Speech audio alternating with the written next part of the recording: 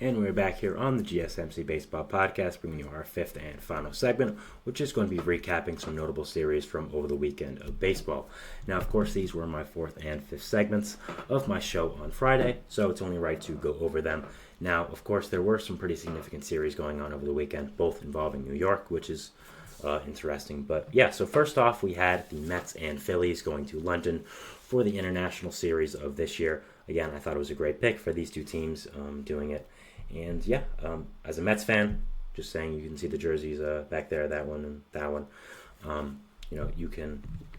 was very excited to watch my team in London. I knew they probably wouldn't win, but I was still excited to see it and be a part of the event. So going over the first game here, in the bottom of the first, we had Starling Marte open up the scoring for the Mets, making it 1-0. Bryce Harper would tie up the game with his 15th home run of the year. Man, he has had an amazing season, even after moving to first base, tying up the game at 1-1. Then the doors will blow off in the top of the fourth with a Edmundo Sosa RBI single, a Whit Merrifield 3-run home run, and a Kyle Schwarber RBI single to make it 6-1. Nothing notable else would happen as the Phillies would end up winning 7-2. Now, a really good win by the Phillies there. Mets got off to a nice start with Marte hitting that double, but they would capitalize off some interesting defensive plays from Starling Marte and Brandon Nimmo, as both would misplay some balls in the outfield. Apparently they couldn't see it because of the lighting in London and they weren't used to the dimensions. So I'd give them a little bit of slack, but still they should have made those plays and might have cost us the game. But also, Manaea didn't throw a great pitch to Merrifield, giving up that 3-run home run. So I think that overall it was kind of a team effort of losing that game. And yeah, Ranger Suarez had another amazing start, going 5 2/3 innings, only giving up 2 runs, striking out 6, only walking 1. Continuing his claim for the Cy Young as the Cy Young favorite for this year. So really strong start by Suarez there and a really good. Continuing now with the second game of the series, which was much more exciting. We have in the bottom of the first Alec Bohm grounding into double play, which would end up scoring 1 run to make it 1-0 Phillies. So obviously still got a run in, but lost opportunity, I'd say, with the bases loaded. Bottom of the fourth, the Phillies would score 2 from a Edmundo Sosa RBI double and a Whit Merrifield RBI single to make it 3-0. Top of the sixth, the Mets would tie it up with a really nice inning from their stars with a Brandon Nimmo double and a JD Martinez RBI single to make it 3-3. A David Dahl, yes, you heard that right, a David Dahl home run in 2024 would make it 4-3 Phillies.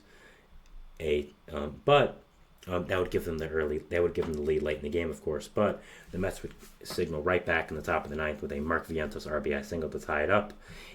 Pete Alonso would get hit by a pitch to make it 5-4, and a pass ball by JT Realmuto would make it 6-4 after Jose Iglesias would score, and the Mets would take advantage of the misplaying by Jose Alvarado and the defense of the Phillies in that inning, making it 6-4.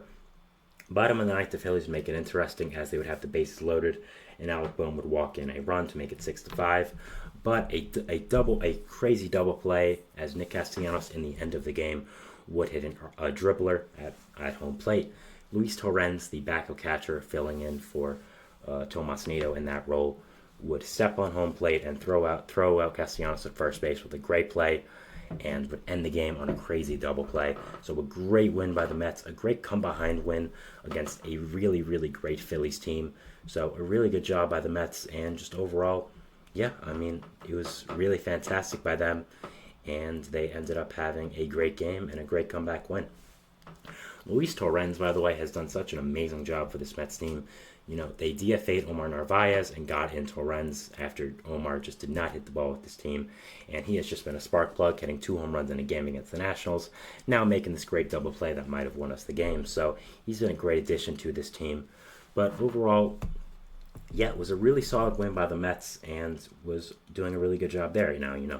Look, they won 2 out of 4 against the Diamondbacks, swept the Nationals, which, so that got them to be 5 out of 7, and now they're 6 out of 8. So, I mean, I don't know what I'm talking about. That was wrong, I believe. But, yeah, they're doing really well in these past few games, and could they be going on a run? We'll see. Their schedule right now is pretty much really easy. After this, they're playing the Padres and the Marlins coming up, so they should be able to at least compete in those games against the Padres and probably win against the Marlins. So looking at this Mets team, they still have a lot of talent. They could creep up, and we'll have to see. But overall, I had a great time watching these games. Again, it was a really good event. It was very fun. And like I said before on my show, if it makes one person in London a baseball fan, it's done its job. And yeah, it was a great event over there. This NL East is going to be very interesting to watch the rest of the season. You have, of course, the Phillies, who have the best record in baseball so far. The Braves, who have dealt with a lot of injuries and are not looking like the Braves of the past.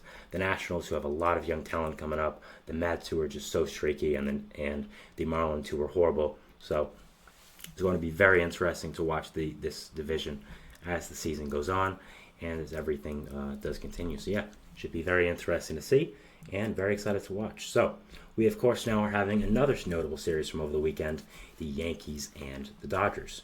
So this is a notable series because it's just simply put, the Yankees and the Dodgers. Both these two teams are very significant organizations in all of sports, two of the most famous. And whenever these two teams link up, especially now with how much star power the Yankees have added, how much star power the Dodgers have added, it is going to be an event, and looked like it was sold out for all three of those games in the Bronx. Dodgers fans also did a very good job of coming to the Bronx and supporting their team, so props to them. First game was pretty much a blowout, with the Dodgers winning 11-3 after a not great outing from Nestor Cortez, who went 5. Actually, it wasn't that bad. I apologize. 5 and a third innings, giving up 4 runs, but Tommy Kahnle and Dennis Santana would be horrible out of the bullpen, making it just out of reach for the Yankees, and would end up losing this game for them, making it 11-3 Dodgers. So that wasn't great there. But after that, the Yankees on Sunday would try to regroup versus them, and it would end up being a much more competitive game.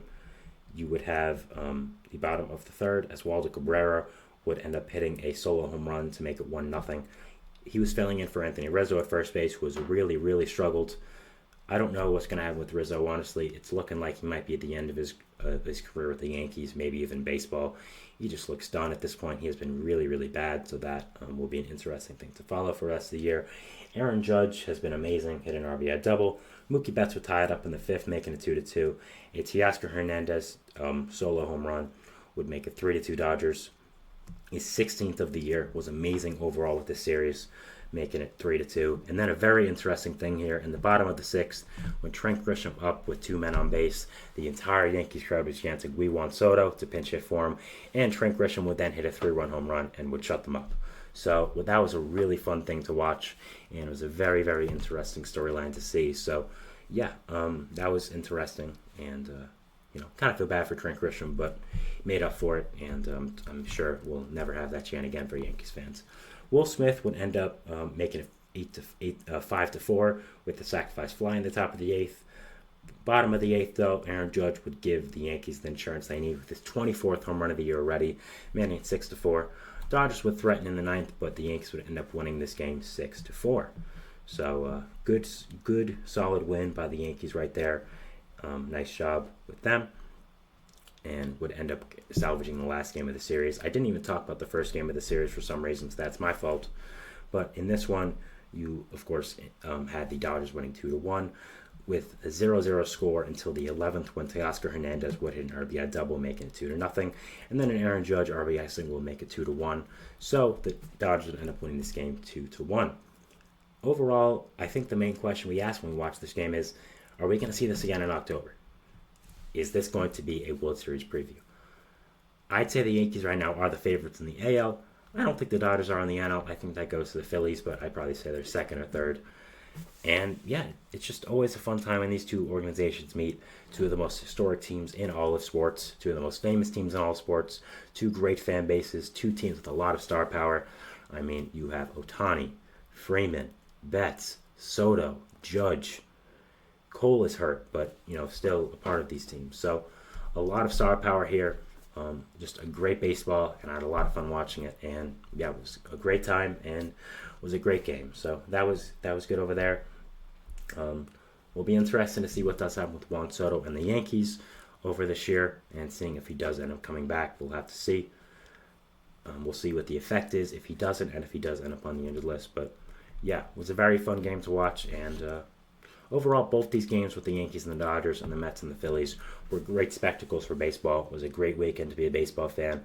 I loved flipping through these games, and had a great time. And yeah, it's just a great weekend to watch some baseball. So that's our show for today, guys. I want to thank you so much for watching.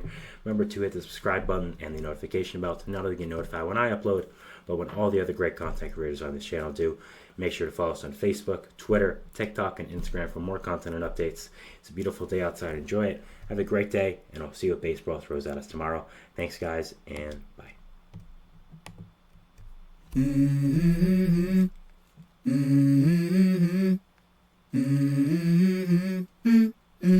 Let's go. I wake up to a little bit of drool on my pillow, feel like it's gonna be a bad day. Yeah, I'm tired of shit, and the coffee ain't hit yet, damn, ain't that great. I don't wanna go to